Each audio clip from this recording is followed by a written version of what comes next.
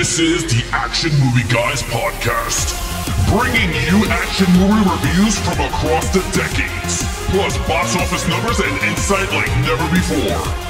And now your hosts of the Action Movie Guys podcast, Alex and Nate.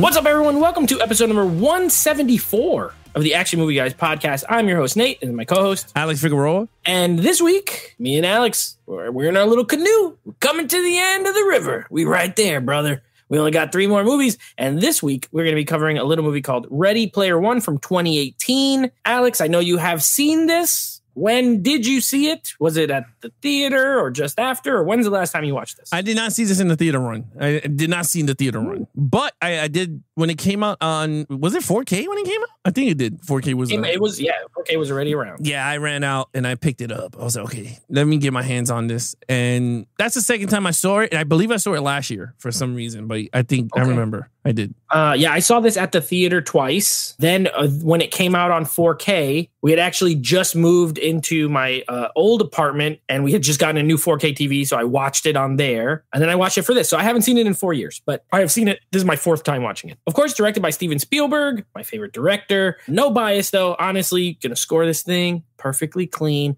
Looking forward to seeing what you think about this movie because we've never talked about this film ever. No. Now, with that being said, let's give a little bit of scores from Rotten Tomatoes, critics, and audience. Close. Again, the last movie we did, they were only 4% apart. This time, they're only 5% apart. Audience score is 72. Critic score is 72%. Audience score is 77%. So it's liked, we'll say not loved, but liked by most people. And the reviews seem to reflect that. You know, it's funny because I would have predicted this to be in the 80s, pretty much, like 82, 80, you know, around there, 82 to 87. But I'm not surprised. 70 is still good. I mean, it's not like it's bad. Yeah. Well, it's funny you mention 80s because this movie is very, very 80s centric. In general. So I'm interested to hear your take, give my take. So we're going to kick it right off with the lead character, Wade Watts. Of course, Parzival is his name in the Oasis. Wade Watts is the character's name, played by Ty Sheridan. Alex, what did you think? Oh, he was really good.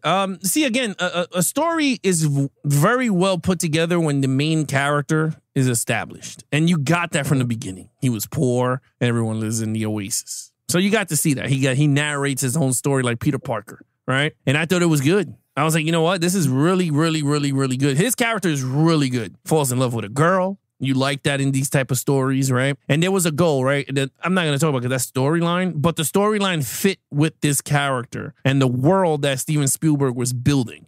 And I thought it worked very well. Was this an action-oriented character? Absolutely not. But when he's in the Oasis, he's very action-packed. And I think that's where this movie is. This movie is like a double identity, right? If you think about it. Because this movie takes place in the Oasis artificial intelligence world. And then you got yourself the real world happening at the same time. Personally, myself, I prefer the Oasis. I always thought the human side of this story was kind of like, I don't care for this because we're into that heavy dose of virtual reality. And I'm okay with it. Now rewatching it again, I thought it was a great idea to pull him out because honestly, if you do the whole movie in the artificial intelligence, I think people would not care for Wade's storyline more than the actual Parzival's storyline. People care more for Parzival, not more than for Wade. So I think with the double life switching back and forth, I think was very good. So honestly, I gave him a 5. He's emotional. He cries. He is really good. I mean, the main characters around him, Olivia Cookie, she is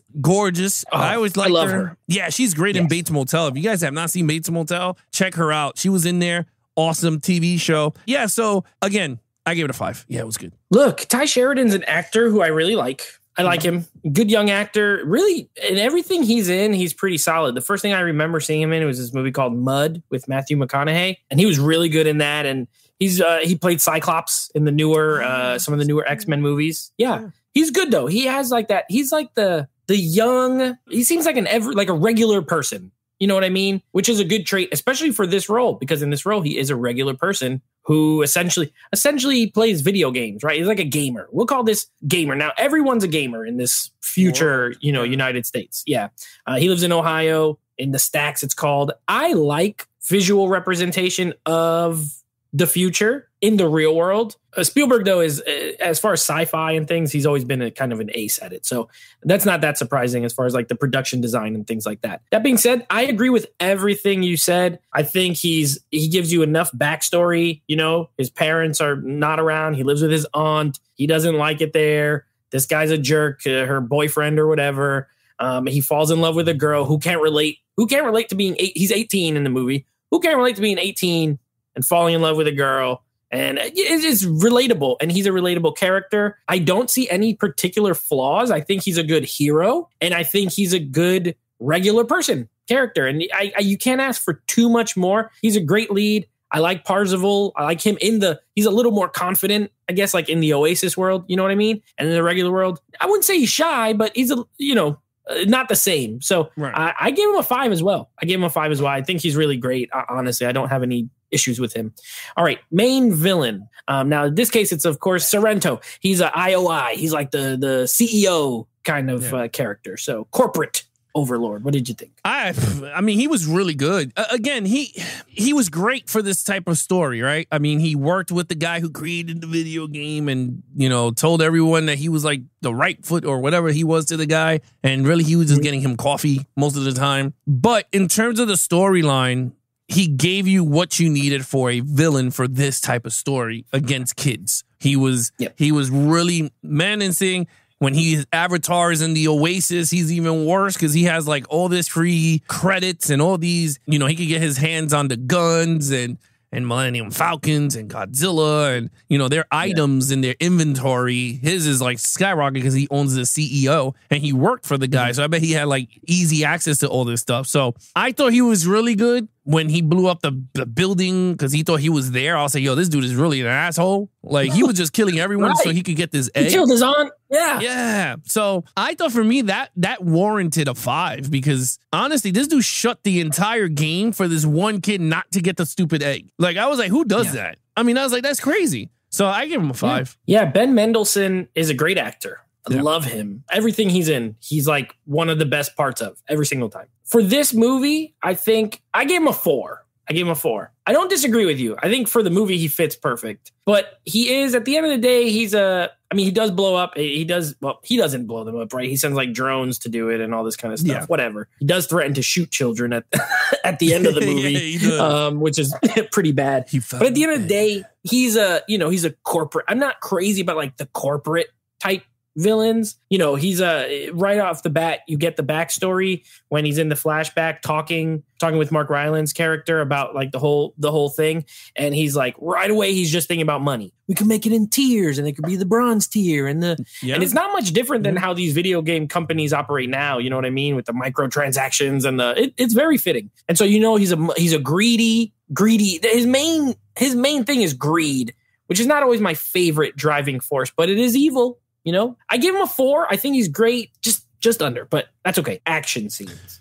All right, so this movie is kind of weird because a lot of the action is in the virtual reality world, and in the real world, there's car chase scene, the blow up scene, but that's pretty much it from what I get. I think those are the only scenes, and then when they captured them towards the end. When they broke into her palace or whatever the hell it wasn't that much in the real world. But when it's in the actual Oasis, that's where you got the entire like world helping my man Parzival try to get the final key. And I gave it a 5. And the reason why I gave it a 5, I mean, I didn't want to because of the human side, but in reality, it is part of the movie. And I don't want to separate the two worlds. So since this is a one, film, I think the action sequences were phenomenal. And I'm just going to tell you right now, I was hooked when he's in the Oasis. I mean, we all grew up. We all want to drive the freaking DeLorean. And this kid could just drive it and it's cool, right? Like you can think about it. If this technology, which I think it could happen because we have the damn goggles already. The Facebook guy who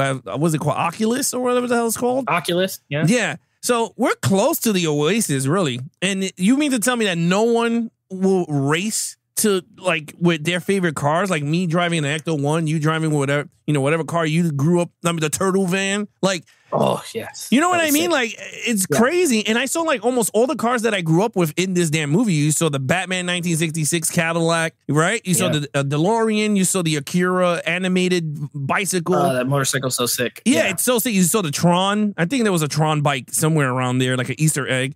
But again, all these action Bigfoot, the monster truck. Yes, you saw the big monster truck. Yeah. So you got to see a lot of cars that we grew up with in the film. And that scene alone was so great, that whole racing scene. But again, the fight scene, you saw every Easter egg. And that's the thing about this movie. This movie has I don't know how many permission slips these guys had to ask from like companies like Warner Brothers and New Line Cinema and all this stuff, right? Because they had Chucky, Freddy Krueger, Friday the 13th. They had Batman. They had, you name it, Alien, Joker, Harley Quinn. They had a chest burster. Yep. Yeah, the Turtles. They had all 4 Turtles when the kids were fighting. Ninja Turtles, which is Paramount. Yeah. So this is Warner Brothers. So all of their properties, no problem. But Turtles are Paramount. Chucky is Universal. So they had to get, you had to get permission to use these guys. I think it was a smart idea to do it that way. Because honestly, if you're going to be in a virtual reality, you want to have access to all these type of movie characters come to life.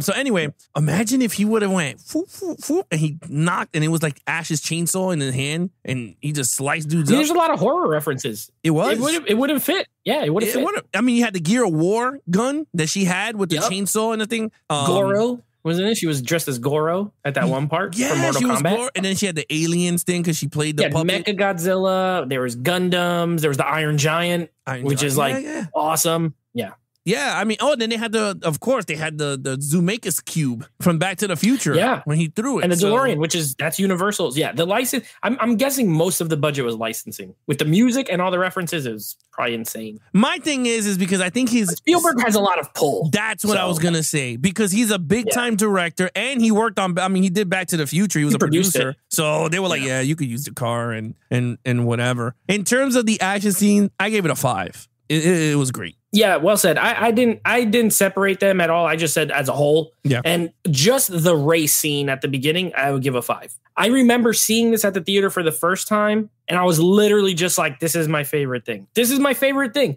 It's got the T-Rex from Jurassic Park. It's got a Jack Slater thing, which is a Last Action Hero. That's Arnold Schwarzenegger's character. You got King Kong. You got all these cars from all these different movies. There's no music. Right? It's just like racing and explosions and stuff blowing up. And, I get it. Okay, it's set in a virtual reality. That doesn't make it not look awesome, to be quite honest with you.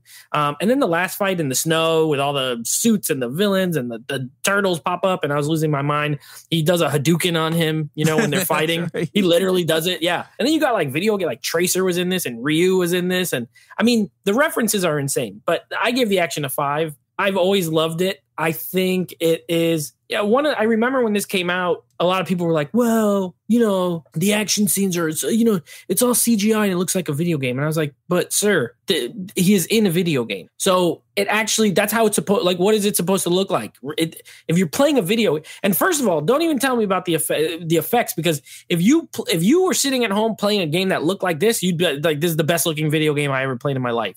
You know what I mean? Yeah. So I don't have any issues with any of that stuff, like the character design they don't look that real. They're not supposed to. It's a video game. And it also is like one of the best looking video games if it really was. You know what I mean? So no issues for me there. I think the action scenes are well staged. Awesome. I love them. 5 out of 5. Okay, storyline.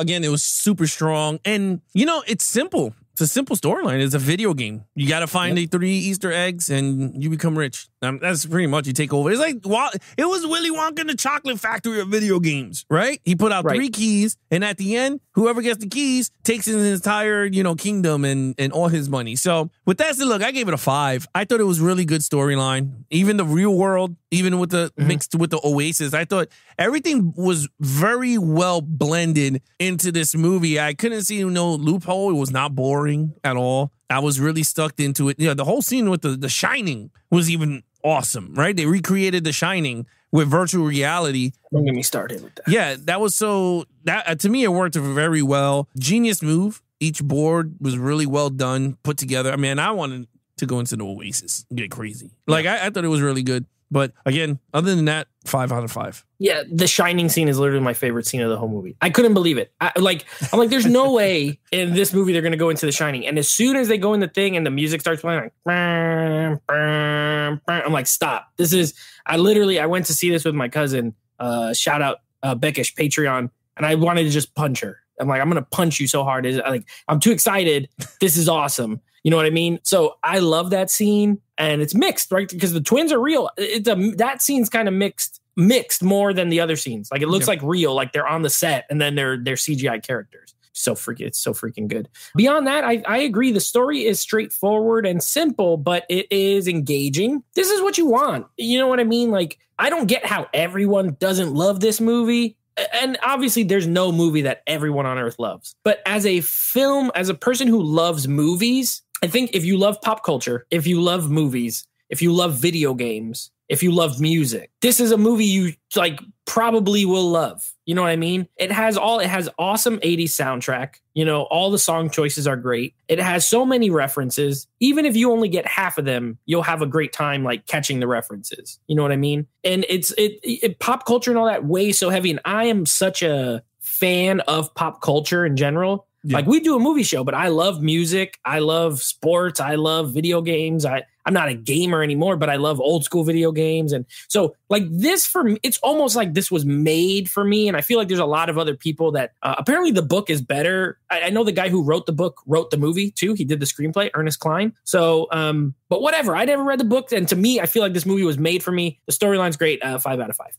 Okay. Overall. You know, it's kind of funny. I don't understand why there's no sequel plotted. Like, I never understood there's no sequel. This movie, I mean, I bet it grossed the money back. It was highly entertaining. You had everything. You know, it's kind of funny watching it in 4K. I was sitting there and I was like, all right. Because I was so used to watching the Nolan movies because we did the whole director spotlight. Right. I was waiting for the IMAX scenes to show up, and then it switches to the non-IMAX, and I got gypped because there was no IMAX. I was like, son of a crap. But he didn't film with IMAX, I don't think. No, he did it. But I was just like, all right, pretty cool. But anyway, overall, this movie, I'm not going to say it's a perfect movie. I'm not going to say it's a perfect, like, crazy 5 out of 5. But I will say it is a fantastic, great adventure movie. It's like Goonies with virtual realities, right? I think this is a really good movie. Like, I haven't seen it in a while, but when I put it on, I was like, this is really freaking good. Like, the Oasis scenes alone are the best parts of the movie. I'm just gonna be honest. I didn't care for the world parts. Like if you give me a cut that is just Oasis, I would have been like, oh, this is such a great movie. But honestly, Steven Spielberg did a great job directing this movie, and I'm very shocked because like you could see his style in this movie, but it doesn't feel like a Steven Spielberg movie. You understand what I mean? Like, I don't know. It doesn't. You know, not his traditional ones. No, it doesn't feel like his classic style. But I love that he went with modern stuff. Like he's with the age. Like okay, he could have did his old shit before, but no, he did try to do something new, and I thought it worked very well. I hope I'm saying it right, coming across right. But I loved it. I thought it was great. I gave it a 4 out of 5. Yeah, it's a 5 for me. Like I just said with the story, I genuinely feel like this was just a movie that was made for me. So every single thing I like about movies is in it. Every reference I loved. Every little moment of music. When he gets the Zemeckis Cube and the Back to the Future theme start, like they don't play the whole thing, but it just plays like a little bit. The piano. Love that. Yeah, it just makes me feel nostalgic for things while also being entertaining on its own. You know what I mean?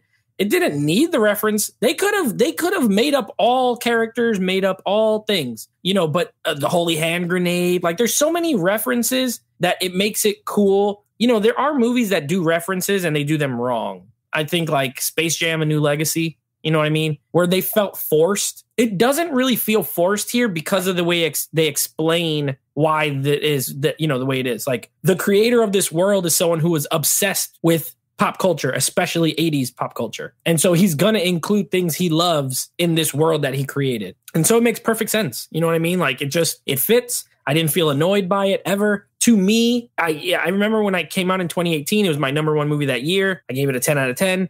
I haven't rewatched it since 2018, and it's still a 10 out of 10 for me. I just have a smile on my face the whole time I watch this. I just think it's great. I could totally see your 4. And honestly, I mean, you know, I made the comment of like, I don't know how everyone doesn't love it. I could see why people wouldn't love it. But anyone similar to me, I don't see how they wouldn't love it. You know what I mean? So yeah, I think it's fantastic. 5. So I think we have the same overall. I think both 24. Right? Yeah, I have a 24. I mean, you're right. And one thing I was going to say, I'm sorry, was the pop culture reference, Star Trek. Remember, his casket was the Star Trek missile that they shoot out.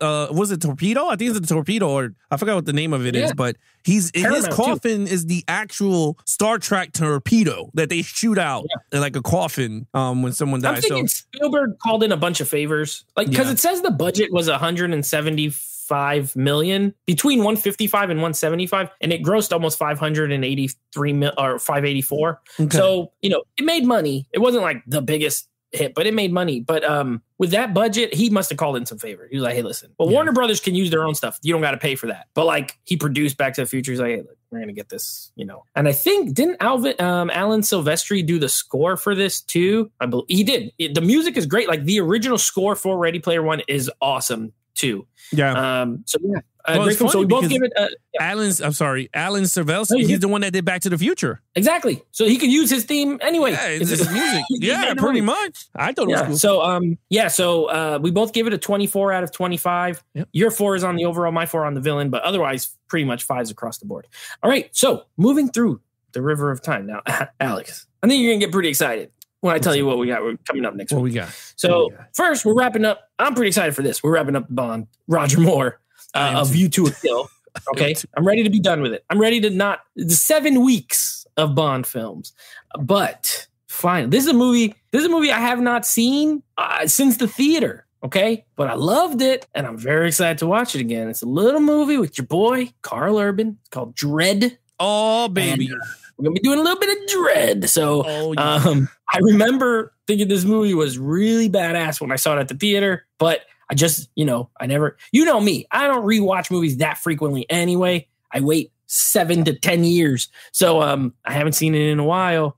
Very excited. So we got Dredd coming up next week as our second movie through the decades. Let me just tell you, I love Dredd. I think I own I have 2 versions in 4. I got the regular copy, the Steelbook. Then I have the 3D version. Remember when they came out the 3D version? The 3D Blu-ray? Yeah, I have that version, which I thought it was awesome when you see it. But you know what's cool about this in terms of Dredd? I finally get to, because my wife just got me a Sonos soundbar. We upgraded, right? I already had the Sony Atmos, but I wanted a new one, so she surprised me, and I got oh my God, can't wait to hear what Dredd will sound like through that puppy. It's funny, I can't even hook up my soundbar and subwoofer here because we're on the 2nd floor and the downstairs neighbors will get mad. So I'm running off TV speakers these days, which is very, at least the picture quality is good. Well, I'll tell you this, I can't wait for you guys to come here to feel what I feel. You're going to blow whatever little bit of hair I have left off my head. You will.